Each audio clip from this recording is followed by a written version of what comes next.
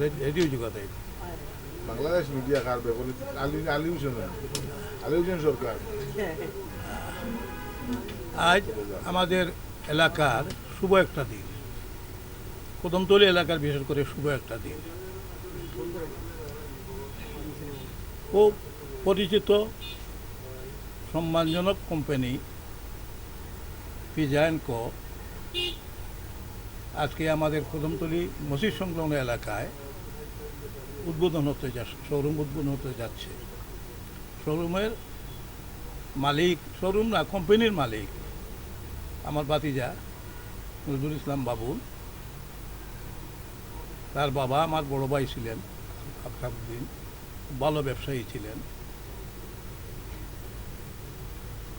কদমতলী এই শোরুমে এই পিজা শোরুম এখানে আসে আমাদের এলাকাকে গর্ব করেছে। আমরা আশা করব এই পিজা কোম্পানি তার সার্ভিস খুবই ভালো, আমাদের এখান থেকে আমরা ভালো সার্ভিস পাবো, সব জাতীয় পণ্য আমরা পাবো কম মূল্যে আর কি। বেশি মূল্যে আবার অসুবিধা আছে, সব মানুষ আসতে পারবে না। তবে এই কোম্পানিটা খুব সুনামধন্য কোম্পানি। তা আসার কারণে আমি কোম্পানির প্রতিষ্ঠাতা, কোম্পানির মালিককে এখানে শোরুম দেওয়ার জন্য ধন্যবাদ জ্ঞাপন করছি।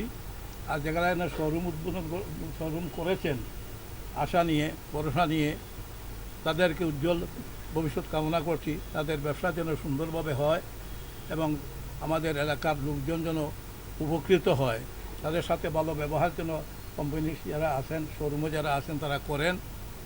আর কোনো অসুবিধা হলে আমরা তো গ্রামের মুরব্বিয়ানা আছেন, যুবক আছি, আমরা একটা দেখব। আমার কোম্পানির মালিককে আমি আশ্বস্ত করতে চাই এখানে নিরাপদে কোনো চাঁদাবাজি ছাড়া, কোনো ধরনের অশৃঙ্খলা ছাড়া শান্তিপূর্ণভাবে ব্যবসা করতে পারবেন। আমরা গ্রামের পক্ষ থেকে গ্যারান্টি আপনাদেরকে দিতে পারি। ধন্যবাদ।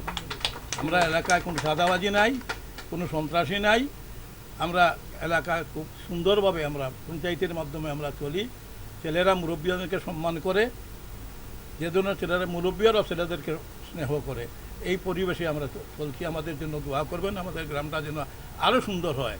এদিকে কুস্তুরি এসেছে, রাজ দরবার এসেছে, আরও বিভিন্ন প্রতিষ্ঠানগুলো আসতে পারে, আমাদের এলাকাটাতে আরও উন্নতি হয় আমরা কামনা করি। এই পিজা কোম্পানি আসায় আমরা খুব ভালোভাবে পিজা কোম্পানিকে আমরা ধন্যবাদ জানাচ্ছি এখানে শোরুম দেওয়ার জন্য। আমি আর এর থেকে বেশি কিছু বলবো না।